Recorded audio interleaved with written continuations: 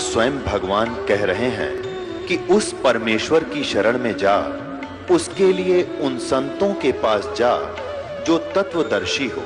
इसी प्रकार हजरत मोहम्मद को उनका अल्लाह कह रहा है कि कोई और पूर्ण परमात्मा है। उसको पाने के लिए उन तत्वदर्शी संत की तलाश कर। वो प्रभु कौन है, ये जानने के लिए कृपया अवश्य सुनिए जगत गुरु तत्वदर्शी संत रामपाल जी महाराज के अमृत वचन। परम पिता परमात्मा पूर्ण ब्रह्म सर्व सृष्टि रचनहार कबीर देव कबीर साहिब जी की असीम रजा से आप सभी पुण्यात्माएं सत्संग सुनने के लिए सतलोक आश्रम बरवाला जिला हिसार हरियाणा के अंदर उपस्थित हुए। भक्ति मुक्ति के दाता सतगुरु ये भटकत प्राणी फिरंदा, उस साहिब के हुक्म बिना नहीं तरवर पात हिलंदा। ये संसार, ये भक्तात्माएं मोक्ष मुक्ति के लिए बहुत से स्थानों पर जाते हैं, बहुत से संतों से संपर्क साधते हैं, दीक्षा लेते हैं, उनके विचार ज्ञान सुनते हैं। जिज्ञासु होते हैं और उनको जैसा भी कोई गुरु संत मिलता है, वो जैसा भी ज्ञान उसे बता देता है, वो उसको सत्य मानकर उनके द्वारा दिए गए सभी आध्यात्मिक क्रियाओं को करते रहते हैं। जब तक सतगुरु नहीं मिलते तब तक ये प्राणी मोक्ष प्राप्ति नहीं कर सकते और इस संसार के अंदर भी अपने दैनिक जीवन में भी कोई सुख अनुभव नहीं कर सकते। इसलिए कहा है कि भक्ति मुक्ति के दाता सतगुरु ये भटकत प्राणी फिरंदा, उस साहिब के हुक्म बिना नहीं तरवर पात हिलंदा। भक्ति सतगुरु जी के पास ही होती है और भक्ति सही मिलेगी, सतगुरु पूरा मिलेगा और शेष मर्यादा में रहेगा, भक्ति करेगा तो मोक्ष सुनिश्चित है। इसमें कोई शंका करने की आवश्यकता नहीं। जब तक हमें सतगुरु नहीं मिलते और ये झूठे गुरुओं की से हम दीक्षा भी लेकर के साधना करते रहते, तो हमें परमात्मा से मिलने वाले वो लाभ प्राप्त नहीं होते जिनकी आशा लेकर के हम वहां जाते हैं। फिर कुछ दिन वहां जाते हैं तो फिर मन में आता है कि कोई लाभ नहीं हो रहा, तो कोई दूसरा व्यक्ति बता देता है कि मैं वहां जाता हूं, वहां से ऐसे बहुत से लाभ होते हैं। फिर वो वहां जाना शुरू कर देता है, वहां से भी कुछ राहत नहीं मिलती है तो फिर वो नास्तिक हो जाता है। ये सोच लेता है कि कोई भगवान नहीं और किसी के पास कोई ज्ञान नहीं, या तो वो उस कष्ट में मर ही जाता है या फिर नास्तिक होकर अपनी ही सूझबूझ से वो धनी होने की चेष्टा करता है, चोरी करने लगता है, रिश्वत लेता है, मिलावट करता है और ज्यादा कर्म बिगाड़ लेता है। तो परमात्मा ने स्वयं आकर के एक सतगुरु की भूमिका की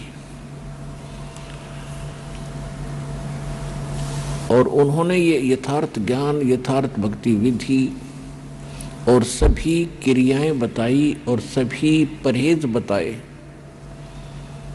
जो मर्यादाएं हमें रखनी अनिवार्य हैं एक भक्त को, तो वो सभी मर्यादाएं भी परमात्मा ने ही बताई। तो सतगुरु परमात्मा ही होता है या फिर परमात्मा का कृपा पात्र कोई संत विश्व में एकाध ही होता है वर्तमान में। एक ही होता है विश्व में, दो सतगुरु नहीं होते। तो कहने का भाव यह है कि जब परमात्मा सतगुरु की भूमिका करने आए थे सन 1398 से सन 1518 तक काशी शहर के अंदर एक जुलाहे के रूप में, एक सिंपल मैन के रूप में अपना दैनिक कार्य करके दिखाया। एक कृत्रिम परिवार था, कृत्रिम बनावटी। वो कैसा था कि परमात्मा सतलोक के अंदर रहते हैं। सतलोक वो स्थान है जिसको गीता अध्याय नंबर 18 के श्लोक नंबर 62 में कहा है कि अर्जुन, तू सर्वभाव से उस परमेश्वर की शरण में जा, उसकी कृपा से ही तू परम शांति को और शाश्वतम स्थानम यानी सनातन परम धाम को प्राप्त होगा। गीता ज्ञानदाता अपने से अन्य किसी परमेश्वर की शरण में जाने को कह रहा है।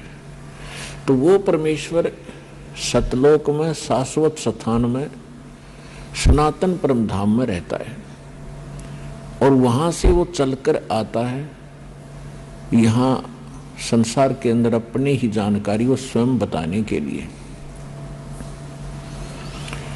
तो इस लीला अनुसार परमात्मा सन 1398 में बनारस यानी काशी शहर के बाहर एक तालाब था, उसका नाम है लहर तारा तालाब। उसके अंदर कमल के फूल के ऊपर आकर विराजमान हुए, एक नवजात शिशु का रूप धारण किया। वहां से एक नीरू नीमा नाम के जुलाहा दंपत्ति थे, उनके कोई संतान नहीं थी। वो प्रतिदिन स्नान के लिए वहां जाया करते थे। जून का महीना था, पूर्णमासी का दिन, सुबह ब्रह्म मुहूर्त में वहां जब वो स्नान करने के लिए गए तो परमात्मा को वहां कमल के फूल पर एक बालक के रूप में उन्होंने प्राप्त किया, घर ले आए। परमात्मा ने 25 दिन तक कुछ भी आहार नहीं किया। माता पिता जो मुंह बोले माता पिता थे, यानी कृत्रिम परिवार था उनका, वो चिंतित हुए। फिर परमेश्वर की कृपा हुई, उनको प्रेरणा हुई और एक कुंवारी गाय लाई गई। कुंवारी गाय ने दूध दिया। उस कुंवारी गाय का दूध परमात्मा पिया करते थे बालक रूप में। ऋग्वेद मंडल नंबर 9 सूक्त नंबर 1 मंत्र 9 में यह प्रमाण है कि परमात्मा जब शिशु रूप धारण करके एक लीला करने आते हैं, उस समय उनकी परवरिश की लीला कुंवारी गायों के द्वारा होती है। और कबीर सागर के अंदर, ज्ञान सागर में यह प्रमाणित है कि परमात्मा 25 दिन तक कुछ आहार किया नहीं और तब उनको कुंवारी गाय उनके सामने लाई गई। कुंवारी गाय ने दूध दिया, उस दूध को परमात्मा पिया करते थे। एक तो ये सिद्ध होता जा रहा है कि हु इज गॉड, परमात्मा है कौन। जो वेदों को हम सत्य मानते हैं, वेद परमात्मा की महिमा से युक्त हैं, परमात्मा के गुणगान ही वेदों के अंदर लिखा गया है, भगवान का विधान बताया गया है। परमात्मा कैसी लीला करता है, कैसा है, कहाँ रहता है, उसके मिलने की विधि क्या है, यह हमारे सदग्रंथों में प्रमाणित है, विद्यमान है। तो उन्हीं सदग्रंथों से आज ये निष्कर्ष निकल रहा है, ये सत्य सामने आ रही है कि परमात्मा साकार है। इन वेदों के पढ़ने वाले आज तक हमें निराकार बताया करते थे। तेन खाक पढ़ा वेद, अपना जीवन नाश किया प्रभुता के भूखों ने या माया के पुजारियों ने, और हमारे पूर्वजों को डबो दिया, भूत बनवा दिए, पशु बनवा दिए, गलत साधना करवा के। वो भोले भाले थे। ये संस्कृत के बोलने वाले गुरु गणे चतुर दिखाई देते थे। उन्होंने सोच लिया था कि बड़े विद्वान हैं, संस्कृत भाषा बहुत जानते हैं, सदग्रंथों को ठीक से जाना होगा, समझा होगा, लेकिन उनको कै ख भी पता नहीं था उन हमारे धर्म गुरुओं को, हमारे सदग्रंथों का, और ना उनका कोई अपना अनुभव था, जिस कारण से इन्होंने सारा ज्ञान उलट बता दिया। उस ज्ञान को सीधा करने में हमें कितना संघर्ष करना पड़ रहा है। 120 वर्ष परमात्मा रह गए चले गए, किसी ने नहीं सुना वो क्या कहा करते थे। वो 600 वर्ष पहले बताया करते थे कि 3 देव की जो करते भक्ति उनकी कदे ना हो वह मुक्ति। और इसी बात का इतना भयंकर विरोध करवा दिया था इन धर्म गुरुओं ने। परमात्मा के साथ 100 सितम किए, ऐसे कैर ढाए, कलेजा मुंह को आता है उनकी लीलाओं को देखकर। वो हमारे लिए भटक रहे थे, हम उनके पीछे पड़ गए। तू जुलाहा है, तू धारणक है, क्या जाने भगवान के बारे में, तेने क्या पता सदग्रंथों का। जो परमात्मा ने 600 वर्ष पहले वो ज्ञान दिया था वो लिपिबद्ध कर दिया गया आदरणीय धर्मदास साहिब जी के द्वारा। और आज वो ज्ञान जो भगवान बताया करते थे आज हमारे सदग्रंथों में ज्यों का तो मिला। तो इससे सिद्ध है कि जो हमारे धर्म गुरु थे वो हमारे सिलेबस से, हमारे दातुम ग्रंथों से अपरिचित थे, बिल्कुल महामूर्ख थे। जो टीचर अपने सिलेबस से परिचित नहीं है तो टीचर नहीं, वो तो महामूर्ख व्यक्ति है, विद्यार्थियों का नाशक है। तो कहने का भाव ये है कि जब परमात्मा 5 वर्ष के हुए, 5 वर्ष की आयु में 104 वर्ष के आयु के एक विद्वान पंडित ब्राह्मण स्वामी रामानंद जी को परमात्मा ने ज्ञान के अंदर पराजित कर दिया। उनको जवाब नहीं आ रहा था। तो कहने का भाव ये है कि परमात्मा ही स्वयं आकर के ज्ञान देते हैं। रामानंद जी को मालिक ने बहुत पहले तो वेदों गीता से पूछा कि आप कहते हो परमात्मा पाप नाश नहीं कर सकता, कर्म तो जीव को भोगने ही पड़ते हैं, जैसा जिसने किया है वो तो भोगना ही पड़ेगा, और भक्ति भी करते ही रहना होगा। परमात्मा ने एक ही प्रश्न किया था, स्वामी जी आप ग्रंथों को मानते हैं, क्या आप वेदों को सत्य मानते हैं? स्वामी रामानंद जी वेदों को आधार मानकर ही जनता को ज्ञान बताया करते थे और साथ में पुराणों को, गीता को, सबको आधार बताते थे और परमात्मा को निराकार बताते थे। और एक सामान्य थ्योरी बना रखी थी, एक साधारण शब्द ने एक सिद्धांत बता रखा था। पहले तो अपने जंतर मंत्र बताते हैं, ये कर लो, वो कर लो, ये जाप कर लो, ये हवन करवा दो, इतना दान कर दो, गंगा में स्नान कराओ, प्रयाग में पिंड भरवा दो, पेवा पिंड भरवा दो। जब सारा कुछ करवा कर थक जाते हैं, कुछ राहत नहीं मिलती, फिर लास्ट में कहते हैं ये तुम्हारे प्रारब्ध के अंदर लिखा हुआ संस्कार है, ये तो भोगने से ही कटेगा, भक्ति करते रहो। अब यहां आकर के परमात्मा का जो ज्ञान है ये सीधा करता है प्रत्येक पहलू को। परमात्मा ने कहा कि यदि भक्ति करने वाले भक्त को और संकटों ने घेर रखा है, आपकी क्रियाओं से राहत मिली नहीं, तो वो संकट तो उसके ऊपर ज्यों का त्यों है, वो पीड़ित है, दुखी है। तो भक्ति करेगा कैसे, उसका विश्वास कैसे बनेगा परमात्मा के ऊपर कि कोई परमात्मा शक्ति है। और जैसे किसी के पैर में कांटा लगा है और वो किसी के पास जाता है कि बड़ा जानकार व्यक्ति है, उसने ये तो बता दिया कि तेरे पैर में कांटा लगा है जिस कारण से तुझे पीड़ा है, और वो ये कहे कि कांटा तो निकलेगा नहीं, मैंने सारा प्रयत्न कर लिया, ऐसे कर जूता पहन ले और आगे कांटे नहीं लगेंगे। तो कांटा लगे पैर में, जूता पहना नहीं जा सकता, कांटा निकले और फिर उसको सलाह दी जाए कि जूता मत निकाल देना, ये पहने रखना, तो वो पूरे सफर में जूता नहीं निकाल लेगा, क्योंकि वो कष्ट का अनुभव कर चुका है जूते के अभाव से कितनी हानि होती है। तो फिर वो व्यक्ति आजीवन जूता पहनेगा उस सफर में। इसी प्रकार हम जीवन रूपी सफर में चल रहे हैं, हमारे सफर में चाहे किसी प्रकार के कांटे हैं, हमारे जीवन में चाहे किसी प्रकार के कष्ट हैं, 3 ताप के कष्ट हैं, पूर्व के संस्कार यानी प्रारब्ध के कष्ट हैं, तो वो दुख तो देंगे ही देंगे, क्योंकि पाप से दुख होता है और पुण्य से सुख होता है। तो परमात्मा ने कहा कि आप वेदों को सत्य मानते हो स्वामी रामानंद जी? कहा भाई सत्य मानता हूं। तो यजुर्वेद अध्याय नंबर 8 के श्लोक नंबर 13 में 6 बार लिखा है कि परमात्मा घोर पाप का भी नाश कर देता है यदि उसकी साधना सत्य हो और पूर्ण परमात्मा की भक्ति हो। अब बुद्धिमान लोगों को समझाना आसान होता है। स्वामी रामानंद जी चारों वेदों को कंठस्थ याद किए थे।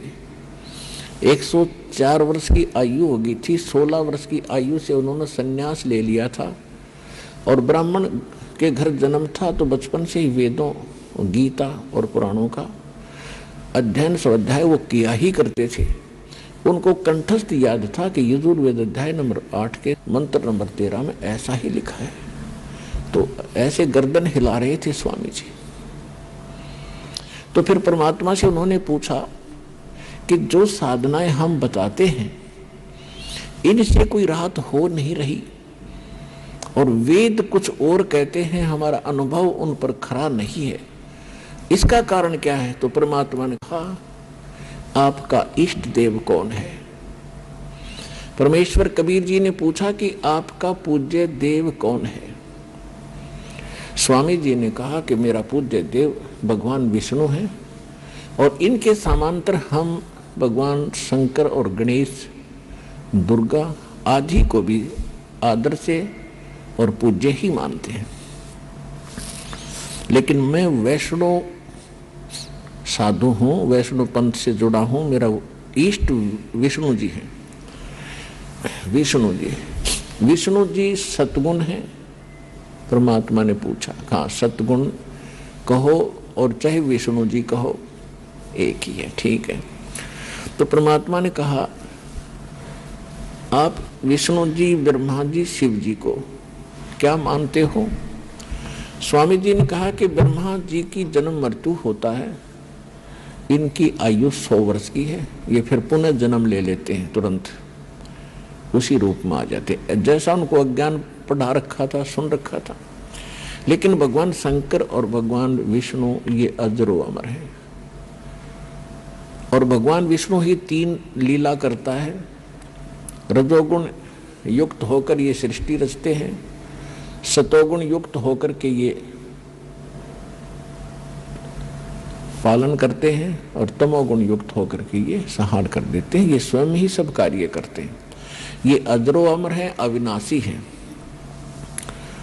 अब परमेश्वर 500 वर्ष के और महात्मा जी 104 वर्ष के। परमात्मा कहते हैं देवी भागवत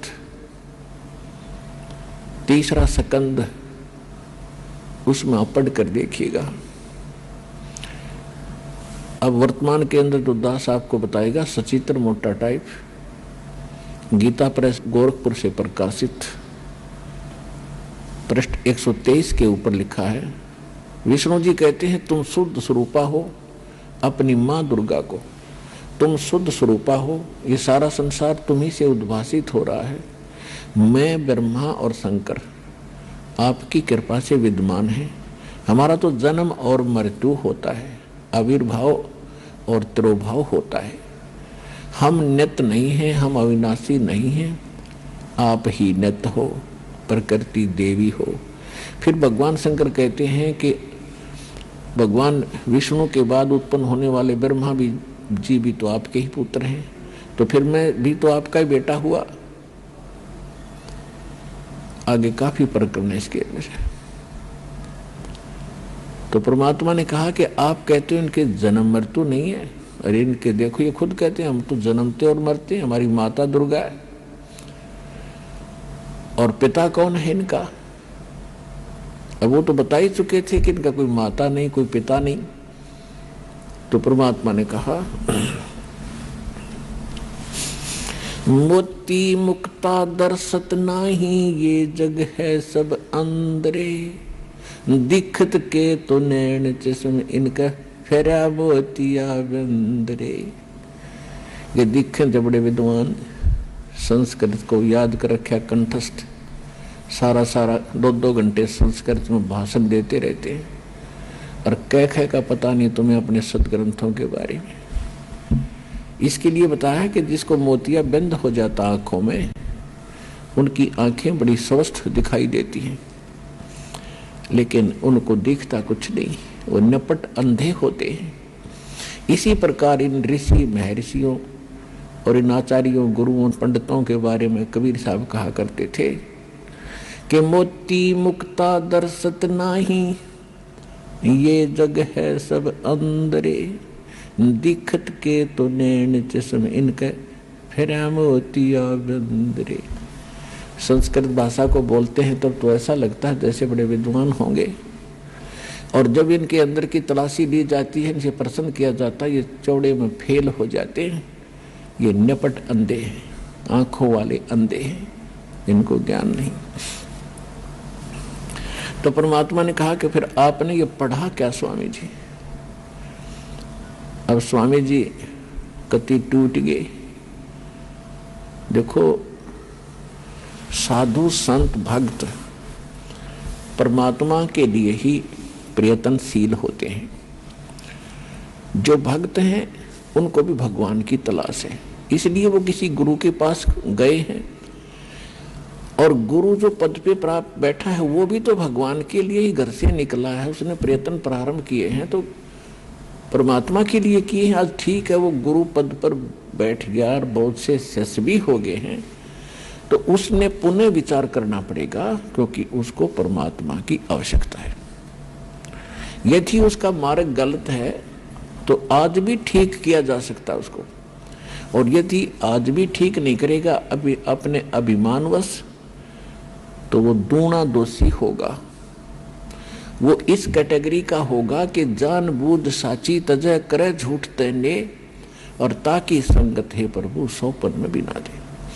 वो कृतघ्नी व्यक्ति होगा, चाहे बेशक गुरु बना बैठा है, जिसको ये पता लग गया तेरा ज्ञान गलत, तेरा नाम गलत, तेरी साधना गलत, और वो फिर भी हार मानने को स्वीकार तैयार नहीं है, यानी फिर भी ये नहीं कहता अपने शिष्यों को कि भी मेरा मार्ग गलत है, तो वो कृतघ्नी प्राणी बताया है। उसके विषय में कहा है कि जानबूझ साची तजय और करे झूठ तने, और ताकि संगत है प्रभु सौपन में भी नहीं थे। इसे नालायक आदमी की तो सौपने में भी भेंट नहीं होनी चाहिए इसके साथ। और जो उनका फंसे बैठे हैं भोली श्रद्धालु, अब उन्होंने स्वयं सोचना पड़ेगा।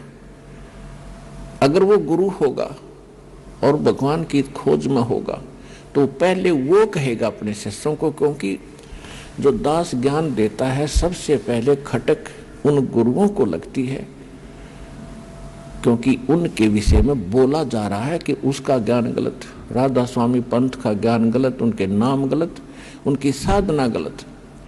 धन धन सतगुरु सच्चा सौदा सिरसा और जगमाल वाले के बारे में कहा जा रहा है, उनका नाम गलत, उनका ज्ञान गलत, उनकी भक्ति गलत, उनका रास्ता गलत। और जितने भी ये ब्रह्मा विष्णु महेश के पुजारी, आसाराम सुधांशु जी, ये इनका सारा मार्ग गलत, और ये 3 देव की भक्ति करते हैं, इनमें जीव का मोक्ष नहीं। तो इनको सबसे पहले इस बात पर जोर देना चाहिए। ये क्यों कह रहा है रामपाल दास? इसका उद्देश्य क्या है? कम से कम उद्देश्य जानकर हमारे सदग्रंथों को, लिटरेचर को पढ़ रहे ये संत दास की उनसे विनम्र प्रार्थना है, उनका भी जीव रक्षा होगी। उनके अंतर्गत जो भोले श्रद्धालु फंसे पड़े हैं उनको संत मान के, संत वही होता है जिसके पास पूर्ण ज्ञान हो, और साधना ठीक है नहीं तो उस भक्त नहीं है, ना वो गुरु है। वो तो एक अपना जीवन नाश कर रहे हैं। तो उनसे दास उनके हित के लिए कह रहा है। जैसे कोई रास्ते में जा रहा है और काफी लंबे सफर पर पहुंच गया और वहां उसको कोई टोक रहा है, कहाँ जा रहे हो भाई? तो उस स्थान का नाम बताते हैं और वहां कोई व्यक्ति खड़ा है, वो कहता है ये रास्ता ठीक नहीं है आपका, आप बहुत गलत जा रहे हो। तो उस व्यक्ति को क्या करना चाहिए? एक दो चार और से सलाह लेनी चाहिए, भी सचमुच मैं जा रहा हूं, ये मार्ग ठीक है कि नहीं। और उसके साथ झगड़ने लग जा कि तू क्यों बोल रहा है मेरे मार्ग को गलत, तूने कैसे बता दिया गलत। तो ये बुद्धिमान का काम नहीं, ये तो महान नीच व्यक्ति करता है ऐसा व्यवहार। कोई कहता है भी तेरा रास्ता ठीक नहीं, तो उसने धन्यवाद करना चाहिए इसका, और सोचना चाहिए भी बता कैसे गलत जा रहा हूं, मेरा विश्वास दृढ़ कर कि मैं गलत जा रहा हूं। तो और नहीं तो मैप हमारे पास है, उस नक्शे को, उस मानचित्र को सामने धर ले, और भाई तू यहां खड़ा है, ये शहर है, और आप जा रहे हो दिल्ली, और आप हिसार से चल के आगे सिरसा, ये सिरसा यहां पर है और दिल्ली इधर है, तेरा मार्ग इसलिए गलत है। तो फिर उसने पुनर्विचार करना चाहिए। तो हमारे जो सदग्रंथ हैं ये हमारा मानचित्र है, ये हमारा गाइड है। जो संत हमारे सदग्रंथों के विरुद्ध बताते हैं और विरुद्ध जा रहे हैं और अपने भक्तों को ले जा रहे हैं, उनके लिए दास प्रार्थना कर रहा है कि आप शास्त्र विधि त्याग कर मनमाना आचरण करे और करवा के अपना जीवन नाश कर रहे हो, और आपके आश्रित इन भोले श्रद्धालुओं के जीवन को नाश करके उनका भार अपने सिर पर धरकर पाप के भागी बन रहे हो। दास उनको इतना सतर्क करना चाहता है कि कुछ संभलो और विचार करो। ये मैप तुम्हें नहीं देखने आते हैं तो दास ने कति क्लियर कर रखा है। इन सदग्रंथों को दास ने कति निष्कर्ष निकाल कर सत्संग कर रखे। इनको संत भी सुने, उनके चेले भी सुने, अगर उनका समझ में आओ तो ग्रहण करें, ना कोई जोर जबरदस्ती नहीं। वैसे ही किसी के साथ झगड़ा कर लेते हैं, तुमने ऐसे गलत क्यों कह दिया, पहले देखो गलत क्यों कहा। तो ये तो एक सभ्यता, एक नेक व्यक्ति के लक्षण। और एक बेमतलब उसको सच्चा रास्ता दिखावे, उसके भले में कहे, उसके साथ वो झगड़ा करता है तो कहते हैं कहे भली माने बुरी। और यही परीक्षा नीच आदमी की यही परीक्षा होती है कि उसके भले की कहेंगे तो उसको हानि करता है। कबीर साहब कहते हैं कि साच कहूं तो जग नहीं माने और झूठा जगपतियासी। अगर साच कहूं तो ये जग नहीं मानता, इन झूठों की बात पर विश्वास किए बैठे हैं। तो दास का जो उद्देश्य है, कहने का भाव ये था। परमात्मा और स्वामी रामानंद जी की जो चर्चा चल रही थी, जब स्वामी जी हर तरह से फेल हो लिए, उनकी हर बात को परमात्मा ने, हर पॉइंट को कैंसिल कर दिया, तो परमात्मा ने कहा कि आप विष्णु जी के उपासक हैं, आप कहाँ जाओगे स्वामी जी।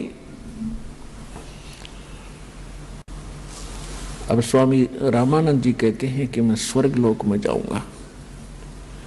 स्वर्ग लोक में कितने दिन रहोगे दाता।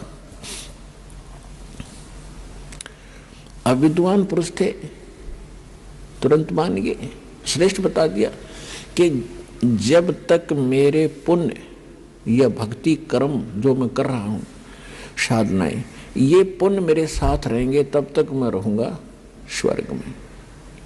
उसके बाद यानी विष्णु जी के लोक में रहूंगा।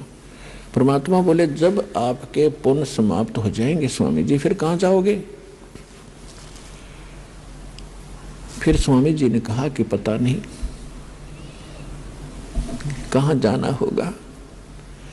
तो फिर ये क्या उद्देश्य लेकर आप भक्ति कर रहे हो।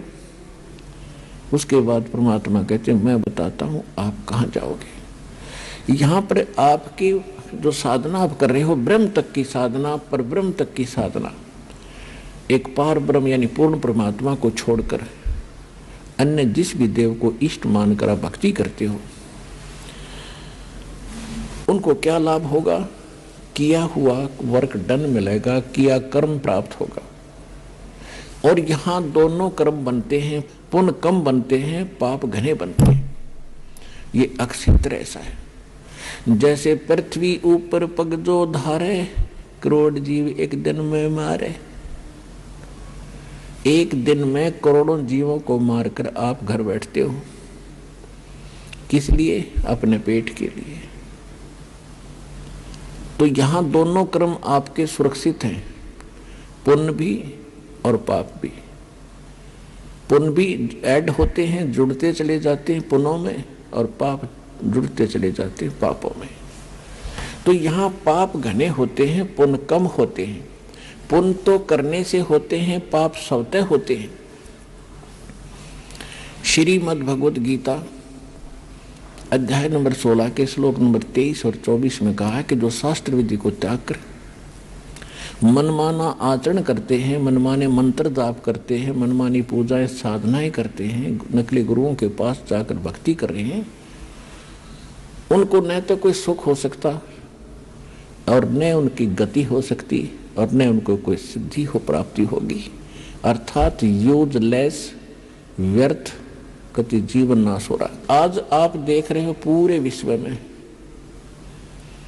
ये अभिमान की बात ना समझना, ये ज्ञान की बात समझना, पूरे विश्व में सतलोक आश्रम बरवाला जिला हिसार हरियाणा के अतिरिक्त कहीं शास्त्र अनुकूल साधना नहीं है। सब मनमाना आचरण करें। तो जो साधनाएं वो कर रहे हैं उनसे लाभ तो होना ही नहीं, क्योंकि शास्त्र विरुद्ध है और पाप डेली हो रहे हैं। सत्तर ब्राह्मण की है हत्या, जो चौका तुम देवो नेता। ब्राह्मण सेंस हत्या जो होई, जल स्नान करत हो सोई। पृथ्वी ऊपर पग जो धारे, करोड़ जीव एक दिन में मारे। तो यहाँ पुण्यात्मा इस विचार करना पड़ेगा, आपको परमात्मा ने शिक्षित इसीलिए बनाया है। शिक्षा हम पढ़ रहे हैं, ग्रहण कर रहे हैं, एक रोजी रोटी का उद्देश्य लेकर हम सभी अपने बच्चों बेटा बेटियों को पढ़ा रहे हैं कि शिक्षा ग्रहण करें और आगे नौकरियां प्राप्त करें, इनकी रोजी रोटी ठीक चले। ये भी दास आपको बता दे, 1 करोड़ स्टूडेंट विद्यार्थी प्रतिवर्ष शिक्षा पूरी करके फील्ड में आ जाते हैं। इन कितनों को नौकरी मिलती है? 1% को। 1 लाख मुश्किल से, और बाकी 10 लाख मान ले, 90 लाख तो फिर भी अपना वैसे ही काम करते हैं जो आम हम बिना शिक्षा ग्रहण किया करते थे। तो ये परमात्मा ने लालच देकर आपको पढ़वा दिया, और इस शिक्षा का केवल काम है कि आप भगवान को पहचान लोगे। अपने सदग्रंथों को, अपने घर में दबे खजाने को तुम खुद खोज लोगे। आप भिखारी बने फिरो थे, पूर्व पश्चिम उत्तर दक्षिण फिरदा दाणे दाणे नू। सर्व कला सतगुरु साहेब की हरि आए हरि आने नू। कि तुम एक पेट के लिए पता नहीं कहाँ कहाँ भटक रहे हो, और जब हमें सत साधना मिल जाएगी तो भगवान का विधान है आपका बरकत शुरू कर देगा, आपके घर भर देगा। जब आपकी नीयत भर जाएगी तो आपका घर भर गया, और आपके आए हुए संकटों का निवारण करेगा। लाखों रुपये बीमारियों पर लग रहे थे, हजारों रुपये बीड़ी तंबाकू शराब, महीने में 10-10 हजार रुपये खराब कर देते थे, वो बचत होगी। और फिर हम बेमतलब की परंपराएं बनाए बैठे हैं, इनको खत्म करेंगे। हम भगत बनकर जिएंगे, तभी हम आगे सफर पर बढ़ेंगे। तो प्रश्न चल रहा, उसी पर आते हैं। अब हम सदग्रंथों को स्वयं समझ रहे हैं और तब हम आगे बढ़ रहे हैं, और आपको विश्वास बहुत आसानी से हो रहा है। तो परमात्मा उनको बता रहे हैं, पुण्य तो करने से बनते हैं, पाप अपने आप बनते हैं। यहाँ का ये व्यवस्था ऐसी है।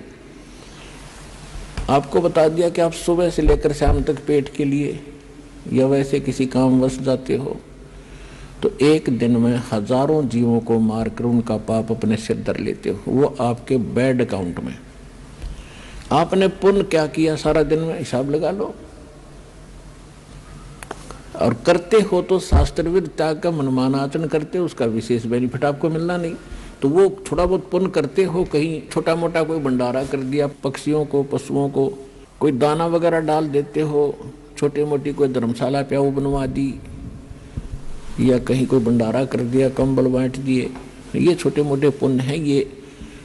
ये भी शास्त्र विरुद्ध है। जो मूल उद्देश्य मनुष्य का वो सफल नहीं होता इनसे। अब जैसे जमीन है, 1 एकड़ जमीन, उसमें फसल पैदा करने के लिए गेहूं बाजरा ज्वार, जो हमारी जीवन रक्षक है, हमारे जीवन की जो आवश्यकता है, उसको प्राप्त करने के लिए उस 1 एकड़ जमीन को कितनी बार तो बहाना पड़ता है, संवारना पड़ता है। हमारे यहाँ हरियाणा क्षेत्र के अंदर जो विशेषकर नहरी स्थान है, उसमें तो कम से कम 6 बार हल से, ट्रैक्टर से उसको संवारा जाता है 1 एकड़ जमीन को। स्वयं किया, वो भी पैसे लगे अपनी मजदूरी, या किसी ट्रैक्टर से उसको संवारा तो उससे भी पैसे लगे। फिर उसके अंदर बीज डाला, गेहूं, चने, बाजरा, ज्वार का जो भी हमने क्रॉप बीजनी है, फसल बीजनी है, वो भी पैसा लगा। फिर उसमें खाद डाला, उसमें पैसा लगा, दवाई डाली, उसमें पैसा लगा, और फिर उसको सिंचाई की, उसमें पैसा लगा। फिर उसको निकलवाया, मेहनत मजदूरी लगी या पैसा लगा। फिर वो 2 दाने घर आए, और उसी जमीन को आप छेड़ो मत। 1 वर्ष देखना उसमें कितना अड़ंगा पैदा हो जाएगा, वह दिखाई भी नहीं दे जमीन, और कोरा कुबाड़ जामेगा जो आपके यूज का नहीं है। इसी प्रकार ये हमारा शरीर रूपी एक पृथ्वी है जहां हम रह रहे हैं। इस लोक में पाप तो अपने आप होते हैं बगैर किए, और पुण्यों को करने के लिए एक विधान है। जैसे फसल तैयार करने के लिए सारा प्रोसेस अपनाना पड़ता है, सारा तरीका अपनाना पड़ता है, विधि, तो तब वो गेहूं प्राप्त होता है, तब वो व्यक्ति सुरक्षित होता है, आवश्यक वस्तु से प्राप्त होती है। तो कहने का भाव ये है पुण्यात्माओं, तो परमात्मा ने कहा, तुम कौन राम का जपते जापम, तात कटे न ये तीनों तापम। तुम किस राम का भजन करते हो, जिस कारण से आपकी साधना से, आपके द्वारा बताए गए इस मंत्रों से आपके अनुयायियों को लाभ नहीं हो रहा। और वेद बताते हैं परमात्मा घोर पाप भी नाश कर दे। तो इससे सिद्ध है आपको वो परमात्मा मिला नहीं है जिसकी तरफ वेद संकेत करते हैं। इति सिद्ध। वो परमात्मा कौन है? यजुर्वेद अध्याय नंबर 5 के और श्लोक नंबर 32 में कहा है, उसी कसी माने वो पूर्ण शांतिदायक है। गीता अध्याय नंबर 18 के श्लोक नंबर 62 में गीता ज्ञानदाता कहता है कि अर्जुन तू सर्वभाव से उस परमेश्वर की शरण में जा, उसकी कृपा से तू परम शांति को और सनातन परम धाम को यानी शाश्वत स्थान को, अविनाशी स्थान को, सत्यलोक को प्राप्त होगा, परम शांति को प्राप्त होगा। अब वेद क्या बताते हैं? यजुर्वेद अध्याय नंबर 5 श्लोक नंबर 32 में कहा है, उसी कसी यानी जो पूर्ण शांतिदायक है। कबीर असी, वो कबीर है, वो कबीर परमात्मा है। वेदों में उसको कबीर देव कहते हैं, हम उसको कबीर साहब कहते हैं, और कुरान शरीफ में उसको अल्लाहु अकबर कहा है।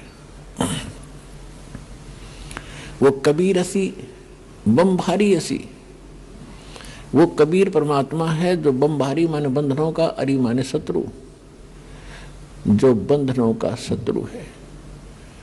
अंगारी असी, जो पाप नाशक है, पापों का शत्रु। अग माने पाप, अरि माने शत्रु, जो पापों का शत्रु है, जो पाप नाशक है।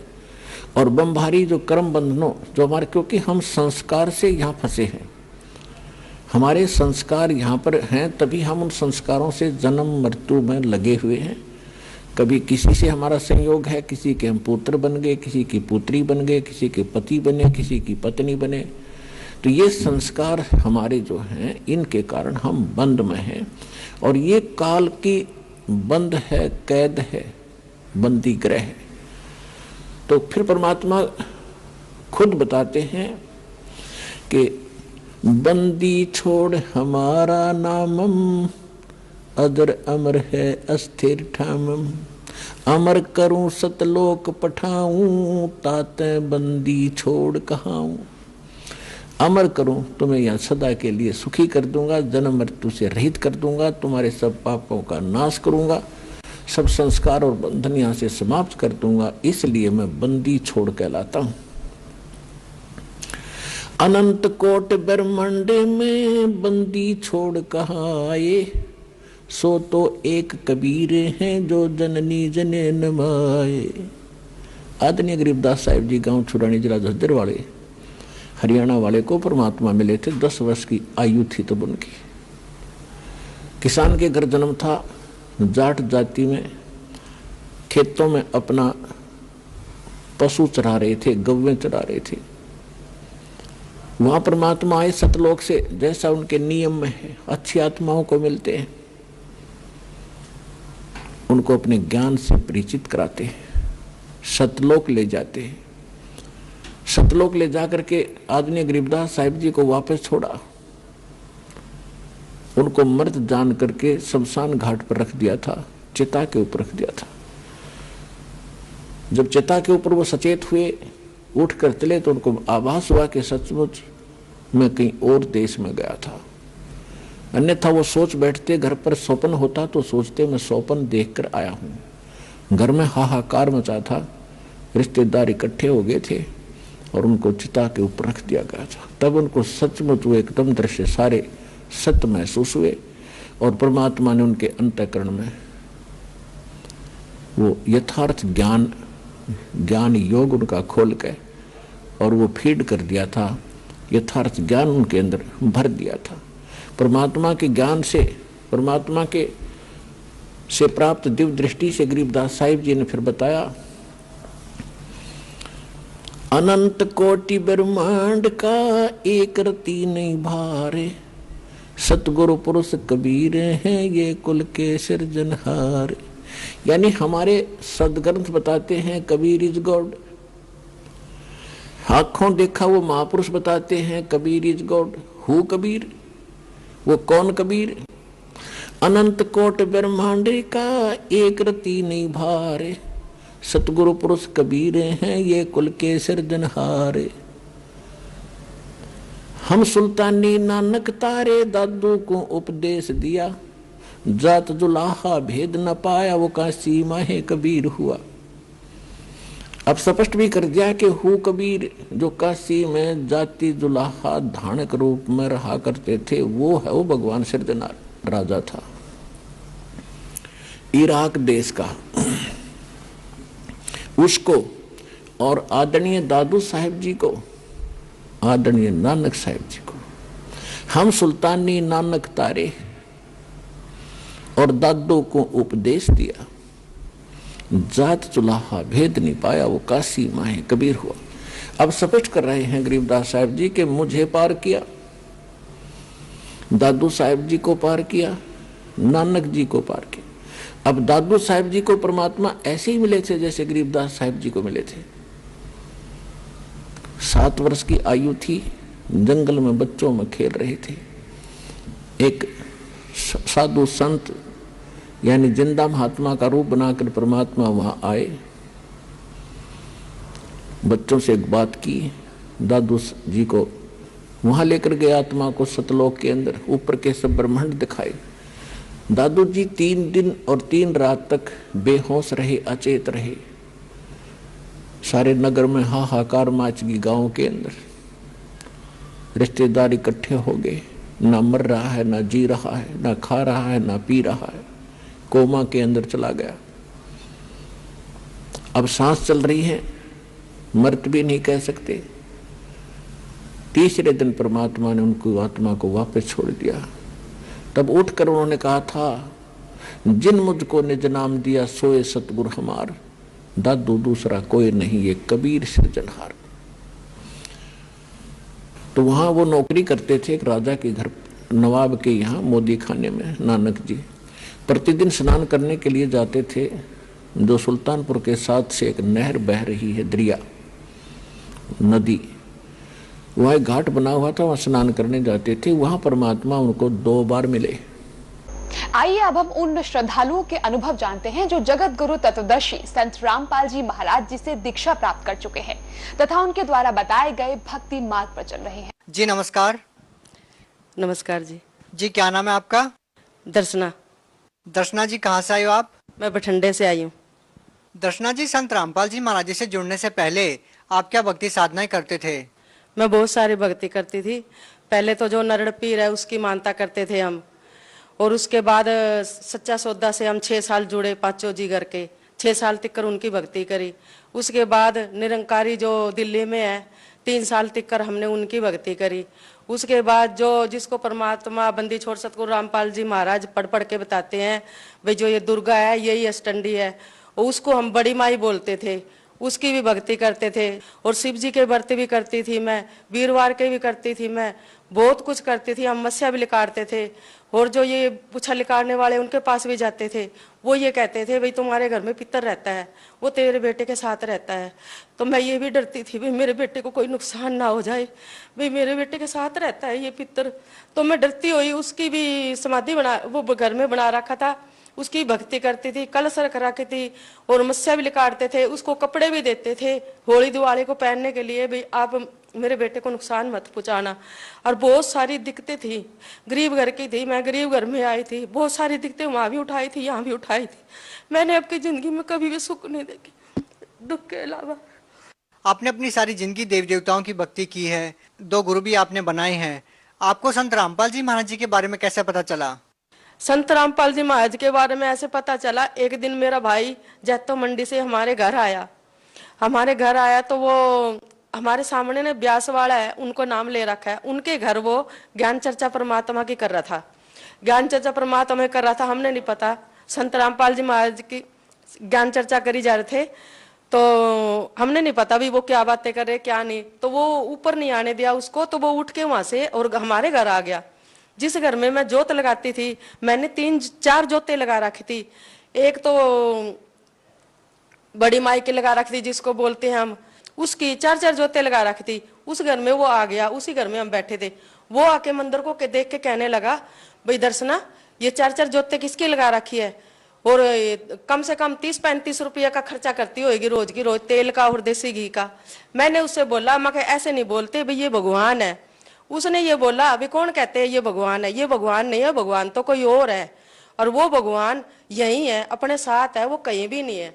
मैं बोली नहीं ऐसे नहीं बोलते, जैसी हमारी बुद्धि थी काम करती थी भाई इन्हीं को भगवान मानते हैं, तो उन्हीं को मान के चल रहे थे। तो मैंने आपके भाई को कहा, वो कहने लगा नहीं एक ज्ञान गंगा बुक आती है, बुक कहीं तुमको मिल जाए तो वो ज्ञान गंगा बुक पढ़ो और सत्संग देखो और ज्ञान को समझो, आपको पता लगेगा भगवान कौन है। मैंने कहा भाई ठीक है। मेरी बेटी ने दूसरे दिन अगले दिन गीता बहन जी आई हमें बठंडे पे, तो उसके पास गई और 10 रुपए दे के ज्ञान गंगा बुक ले आई। वो पढ़ने लगी रोज डेली, उसने 8 दिन में वो बुक पढ़ ली। 8 दिन में बुक पढ़ के वो कहने लगी भाई मम्मी मैं तो नाम लेके आऊंगी।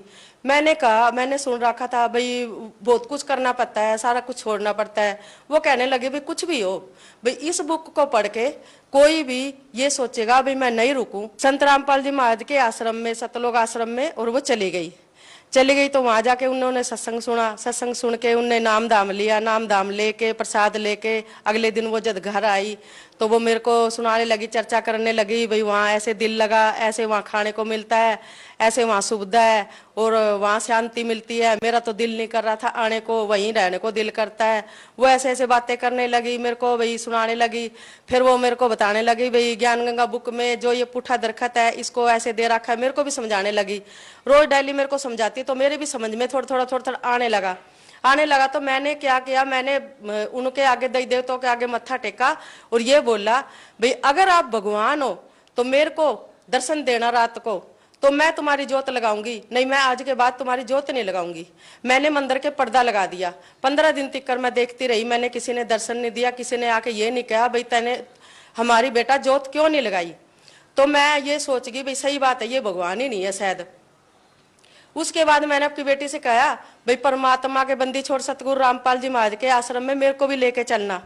वो बोली भाई तू चल पड़ेगी, नाम ले लेगी। मैं कहा हाँ मैं नाम लेऊंगी, मैंने भक्ति भगवान की करनी है। मैं इनमें भी तो भक्ति भगवान की कर रही थी। मैं इनमें यही सोचती थी भाई भगवान एक है जो इनके जरिए ही आता है।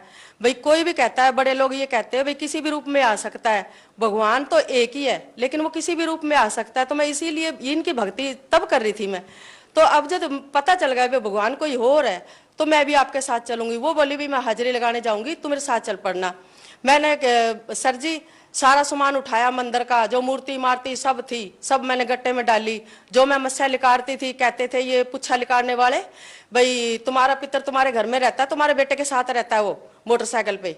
तो मैंने उसकी भी कलश उठा ली और इट्टे भी उठा ली और सारा सब कुछ उठा के गट्टे में डाल के अपने बेटे के साथ मोटरसाइकिल पे बैठ के और मैं जाके जल परवा कर आई और हाथ जोड़ के ये बोला, भाई ईब मैं जाऊंगी बंदी छोड़ सतगुरु रामपाल जी महाराज के आश्रम में, जो परमात्मा सच्चा ज्ञान देते हैं, मैं उनके चरणों में जाऊंगी। भाई उनकी बताई हुई विधि भक्ति करूंगी। अब मैं आपसे माफी मांगती हूँ। मैं जल परवा करके और भगत जी सर जी आ गई। आके फिर मैं, जब मेरी बेटी गई हाजिरी लगाने तो मैं उसके साथ चली गई। साथ गई तो मैंने भी जाके अंदर एंट्री करी तो बहुत अच्छा लगा। वहां सत्संग भी सुना और भोजन भाजन बहुत अच्छा, पूरी सुविधा सी कि कहीं भी नहीं देखा ऐसा कुछ। तो मैंने नाम दाम लिया वहां से। तीसरा महीना 2014 तीसरा महीना 19 तारीख को मैंने नाम दाम लिया बंदी छोड़ सतगुरु रामपाल जी महाराज से।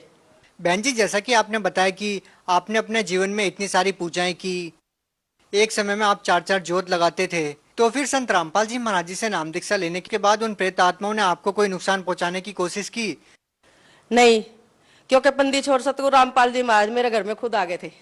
क्या संत रामपाल जी महाराज खुद आपके घर आए थे? मैंने बहुत सारे लाभ हुए। जो इन देवी देवताओं के आगे मैं आधे घंटे बैठ के दोनों टाइम में भक्ति करती थी, इतनी जोतों लगा के, और आलती पालती मार के बैठ जाती थी। नाक भी रगड़ती थी, मत्था भी रगड़ती थी, और इनसे मैं कुछ नहीं मांगती थी। ना मैंने कभी धन मांगा ना दौलत मांगा इनके पास, क्योंकि मैं आपकी गरीबी में मस्त थी। भाई जो भी चटनी रोटी है मैं वो खा लूंगी, लेकिन भगवान जो मेरे शरीर में संकट है ना, दुख है ना, अगर वो आप निकाल दोगे तो मैं दिहाड़ी करके रोटी खा लूंगी, आपका बच्चे भी पाल लूंगी। अगर मेरे शरीर में दुख रह जाएंगे तो मैं तो एक दिन मंजे पे बैठ जाऊंगी।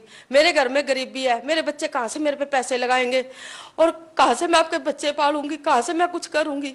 मैं इतनी परेशान हो रही थी, बस दिमाग में पूरी टेंशन रहती थी। इन दुखों से बहुत परेशान थी मैं। मेरे शरीर में इतने सारे संकट थे, दुख थे।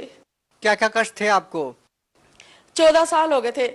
मेरे पैर की नस ब्लॉक थी, उसकी वजह से मैं बहुत परेशान थी। मैं बहुत डॉक्टरों के गई, जैतो भी डॉक्टर के गई मैं, और मोड़ भी डॉक्टर के गई, और बठंडे के मैंने कोई डॉक्टर नहीं छोड़े। और जो ये हड्डियां उड्डियां वाले देसी होते हैं उनके पास भी जाती थी।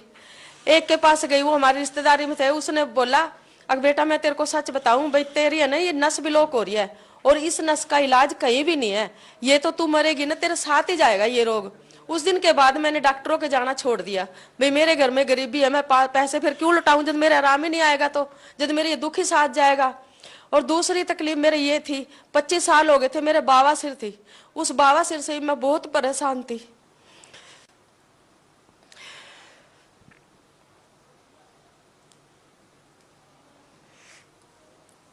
और तीसरा रोग मेरे को ये था, मेरे दोनों कान 6 महीने में, साल में, दोनों कानों में पहला फुंसी हो जाती और फिर रेसा पड़ जाता। और इनकी वजह से मेरे इन कानों से लेके यहाँ नाड़ तिक्कर बहुत तकलीफ होती थी। बहुत मैं हबोर तिक्कर जा जाके दवाइयां लेके आती थी। बठंडे के भी डॉक्टर फैल हो गए थे, लेकिन मेरा इलाज नहीं होया कहीं से भी। मैं बहुत दुखों से परेशान हो चुकी थी। क्या संत रामपाल जी महाराज जी ने आपके सभी वो कष्ट दूर कर दिए? एक मेरे गले में गांठ थी, ये सोचती थी भाई ये गांठ भी मेरे साथ दूसरी है। कभी अपने बच्चों को ये दुख नहीं बताए भाई मेरे शरीर में इतने दुख है, क्योंकि मेरे बच्चे छोटे थे और घर में गरीबी थी। मैं क्यों टेंशन में दूं, मेरे को तो एक दिन दुखों में चल जाना है, मैं इन बच्चों को भी क्यों परेशानी दूं। मैंने कभी किसी को कुछ नहीं बताया। एक मेरे वो पेट में पत्थरी थी, और वो पत्थरी भी मेरी गायब कर दी बंदी छोड़ सतगुरु रामपाल जी महाराज का शुक्रियादा मैं हर वक्त पल करती हूँ। बहुत सारे लाभ हुए, इतने लाभ हुए मेरे को कि बहुत ही ज्यादा। मैं जब दिहाड़ी करती थी, मेरा बेटा 4 साल हो गए थे बेला बैठा था, काम पे नहीं जाता था, बराबर का है, और मेरे घर में पूरी परेशानी थी, पूरी टेंशन थी, सारी आड़ में टेंशन में रहती थी। तब मैं घर से निकलती थी, मेरी बेटियां ये कहती थी पता नहीं ये घर आएगी या नहीं आएगी, इतनी टेंशन में रहती है, ये एक्सीडेंट हो जाएगा तो वही मर जाएगी।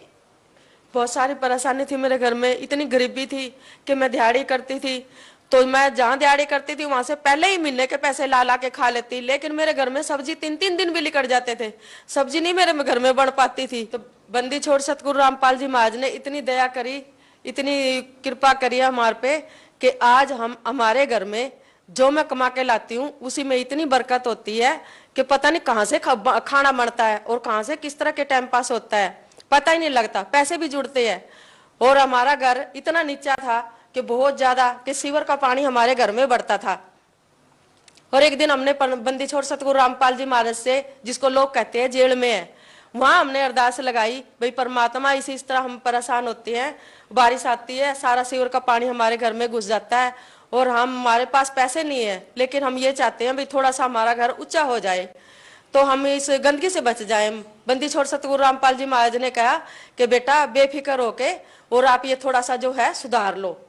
हमने ना अपने दिल में ये सोचा भाई हम भक्तों को बुला के मंगलाचरण कराएंगे घर में, फिर परमात्मा दया करेंगे, अपने आप ही सब कुछ कर देंगे भगवान। बंदी छोड़ सतगुरु रामपाल जी महाराज ने आके दर्शन दिए हमारे घर में, तो उसने जोर से जयकारा लगाया और कहने लगी भाई इस घर में परमात्मा बंदी छोड़ सतगुरु रामपाल जी महाराज आ चुके हैं।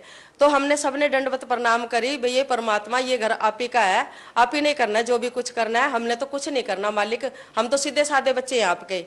तो परमात्मा ने ऐसी दया करी कि हमारे पास सिर्फ 90,000 रुपया था और उस मकान में 3.5 लाख रुपया लगा। हमने नहीं पता भाई वो रुपया कहाँ से आया, कैसे कुछ होया। हम तो ये सोच के काम छेड़ा था भाई लेंटर लग जाएगा बस उसमें बैठ जाएंगे, लेकिन परमात्मा ने बंदी छोड़ सतगुरु रामपाल जी महाराज ने ऐसी दया करी, सारी टेंशन दूर कर दी। आगे से आगे सब कुछ अपने आप होता रहा। बंदी छोड़ सतगुरु रामपाल जी महाराज ने सब कुछ सैन बदिया स्टैंडर्ड का मकान बना के हमने फिर उस घर में बाड़ा, भाई अब बेटा बैठो। अब वो घर बंदी छोड़ सतगुरु रामपाल जी महाराज की दया है, उसी ने दया करी है, उसी की भक्ति करते हैं और उसी ने सारे उपकार उसी के है। और ये जो शरीर आप देख रहे हो ये उसी बंदी छोड़ सतगुरु रामपाल जी महाराज ने आज सोने भर का शरीर बना दिया है।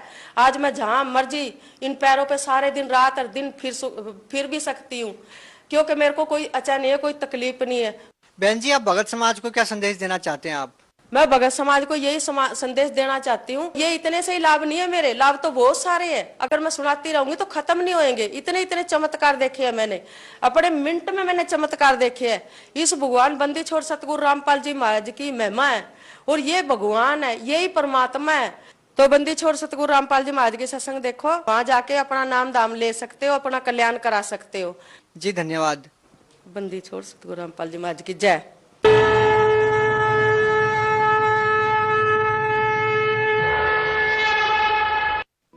आप सुन रहे थे जगत गुरु तत्वदर्शी संत रामपाल जी महाराज के मंगल प्रवचन। अधिक जानकारी के लिए संपर्क करें 8222-880-541 8222-880-542 8222-880-543।